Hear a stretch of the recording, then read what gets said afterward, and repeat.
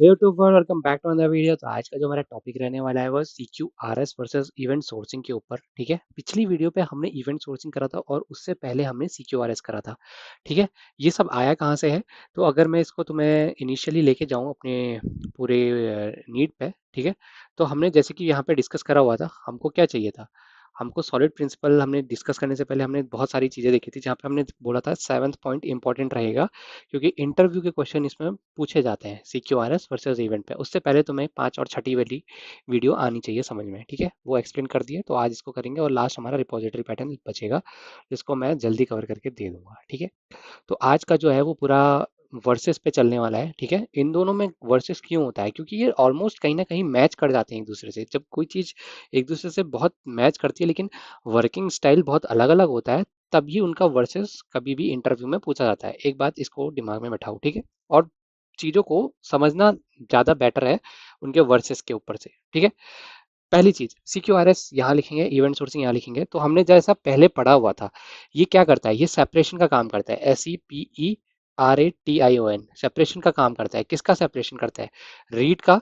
अगर read request है उसका अलग करेगा और राइट रिक्वेस्ट का अलग करेगा। पहली चीज, फर्स्ट मोस्ट इंपॉर्टेंट थिंग, ये सेपरेशन के लिए होता है। ठीक है, ये किस लिए होता है? ये स्टोरिंग के लिए होता है। किसका? स्टोर करता है इवेंट्स के पैटर्न को, सीक्वेंस को बेसिकली। ठीक है, sequence SEQUENCE, sequence of events, EVENTS को स्टोर करता है। ठीक है, तो इनमें सिमिलैरिटी कहाँ पे आती है? ये जब मॉडल की इनकी बात करी जाती है ना, तो इसमें सेपरेट मॉडल होता है। मॉडल जो है हमारा सेपरेट होता है। मॉडल सेपरेट, SEPERATE, किस किस का होगा? अगर दो चीजों में है तो दो चीजों का सेपरेट सेपरेट मॉडल होगा। किस किस का? रीड का अलग होगा, ठीक है, राइट का अलग होगा। ये यहीं पे ओवरलैप करता है, ये सिंगल मॉडल पे काम करता है। सॉरी, ये सेकंड पॉइंट होगा, ये फर्स्ट होगा। ठीक है, let me correct it out. तो ये जो होता है सिंगल मॉडल पे काम करता है, सिंगल मॉडल। ठीक है, सिंगल मॉडल पे ये लॉगिंग के लिए काम आता है, LOGGING। ठीक है, अब तुम समझ गए होगे क्यों। क्योंकि जब भी कोई यूजर राइट करता है या रीड करता है, तो उसके IP एड्रेस के अगेंस्ट उसका लॉग भी मेंटेन करा जाता है। चीजें क्लियर हो रही होंगी, मैं एक्सपेक्ट कर सकता हूँ। अगर ठीक है, समझ में आ रहा है, तो यहाँ से रिलेट करना तुम शुरू कर जाओगे। ठीक है, ये क्या करता है? ये सिर्फ करंट स्टेट पे काम करता है। Current state updation, state updation, updation.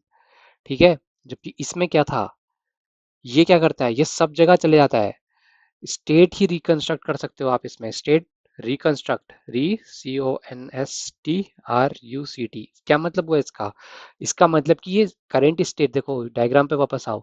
Current state तो मेंटेन करके चलता ही है, साथ में वाले इवेंट्स भी स्टोर करके रखता है, जिसमें कहीं पे चेंजेस आया हुआ था इवेंट सोर्स स्टोर कंज्यूमर से। E1 E2 E3 अगर अलग है, यहाँ पे कुछ अलग चेंज हुआ था, तो E2 को तुम दोबारा रिप्रोड्यूस करा सकते हो। ये क्या करता है? सिर्फ करंट स्टेट पे काम करता है, लेकिन इवेंट सोर्सिंग पूरा तुम स्टेट रिकंस्ट्रक्ट करके ला सकते हो वापस से अपने उसमें। ठीक है, समझ में आ रहा है? मेरे ख्याल से पॉइंट क्लियर होने शुरू हो गए होंगे, और कहाँ पे ओवरलैपिंग आ रही है वो भी समझ में आ रहा होगा अब धीरे धीरे। ठीक है, थर्ड पॉइंट। फोर्थ पॉइंट, ये इंडिपेंडेंट स्केल होती है। INDEPENDENT, इसका मतलब इंडिपेंडेंट स्केलिंग का मतलब, अगर तुम्हारा प्रोजेक्ट जो है, जो तुम्हारा मॉडल है, जो तुम्हारा एप्लीकेशन है, उसमें राइट ज्यादा होता है। ठीक है, जैसे कि मीडियम, मीडियम में लोग जाके ब्लॉग लिखते हैं, MIDIUM, मीडियम में वहाँ राइट एप्लीकेशन ज्यादा होता है। रीड उतने नहीं, ऑपरेशन नहीं होते हैं वहाँ, क्योंकि अब ज्यादा से लोग LLM मॉडल्स यूज करते हैं। कुछ भी पढ़ना होता है उन्हें, वो फैक्ट से उनको नॉलेज चाहिए, पॉइंट एलोकेशन चाहिए। ठीक है, तो मीडियम जैसे यहाँ पे राइट है, तो ये राइट वाली जो माइक्रो सर्विस होंगी बहुत ज्यादा होंगी। Independent scaling of right micro service, बजाय कि रीड की शायद एक या दो चल रही होंगी। ठीक है, तो इस तरीके से ये इंडिपेंडेंट स्केलिंग होती है। लेकिन इसमें क्या होता है? इवेंट स्टोर जो होता है, ये हॉरिजेंटल स्केल होता है। मतलब हॉरिजेंटल स्केल का मतलब अगर मैं तुम्हें समझाऊं, मतलब इवेंट स्टोर जो होता है ना, अभी हॉरिजेंटली स्केलिंग में रहता है। ZONTALLY, हॉरिजेंटली स्केलिंग में रहता है। ठीक है, इसको तुम्हें पूरा बढ़ाना पड़ेगा, बड़ा करना पड़ेगा। जैसे हनुमान जी का साइज बड़ा हो जाता है ना, वैसा बड़ा करना पड़ेगा तुम्हें। ठीक है, ये क्या करता, क्या है? कंसिस्टेंसी तो रीड एंड राइट के बीच में ठीक है। ये कंसिस्टेंसी मेंटेन करके तो चलता है हमारा CQRS, लेकिन किसके बीच में? रीड और राइट के बीच में, बस रीड एंड राइट के बीच में कंसिस्टेंसी मेंटेन रहती है। ठीक है, CONSISTANCY। इसके इसमें क्या होता है, ये शुरुआत से, स्टार्टिंग से जो इवेंट आए थे और जो अभी प्रेजेंट चल रहा है, PRESENT प्रेजेंट, ये सारी कंसिस्टेंसी मेंटेन करके चलता है। ठीक है, क्या पता यूजर कौन सा इवेंट जनरेट करवा दे। आज इवेंट 100 जनरेट हुआ था, 3 दिन पहले इवेंट 1 जनरेट हुआ था, और लेट सपोज आज यूजर जब ये 100 इवेंट जनरेट हो गया तो उसको लग रहा है इवेंट 51 जो था वहां से सब कुछ गुड़गोबर होना शुरू हुआ, वहां से दिक्कतें आनी शुरू हुई। क्या पता वो इवेंट 51 को जनरेट करना चाह रहा हो, तो कंसिस्टेंसी इसमें स्टार्टिंग से रहती है। ठीक है, ये क्या होता है, डिपेंडेंट है, सिर्फ थोड़ा सा कंसिस्टेंस है और बहुत ज़्यादा करंट स्टेट में ही काम करता है तो थोड़ा डिपेंडेंट हो जाता है, DEPENDENT, डिपेंडेंट हो जाता है। ठीक है, लिमिटेड एस्पेक्ट होता है इसका। लिमिटेड मतलब ये आपको करंट स्टेट ही देगा इसलिए लिमिटेड है। ठीक है, ऐसा लिमिटेड नहीं है, ये डिपेंड होता है, डिपेंडेंट हो जाता है। लेकिन इधर क्या है, इधर भाई इधर तो पूरी हिस्ट्री है तुम्हारे पास। अब जिसके पास हिस्ट्री है वो राजा है। देखो हिस्ट्री मतलब कि क्या है, रॉ डेटा।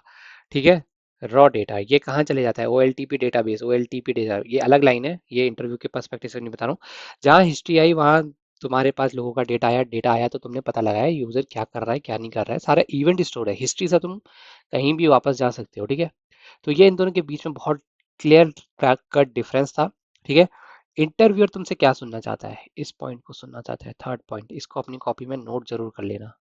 ठीक है, सारा गेम स्टेट का है इसमें, ये करंट स्टेट पे काम करता है, ये ओवरऑल स्टेट पे काम करता है, यहीं पे ओवरलैपिंग और यहीं पे बंदे फंसते हैं। ठीक है, तो आज का वीडियो यहीं तक रखेंगे। वीडियो पसंद आएगा तो लाइक से सब्सक्राइब जरूर करना, अपने दोस्तों के साथ साझा जरूर करना।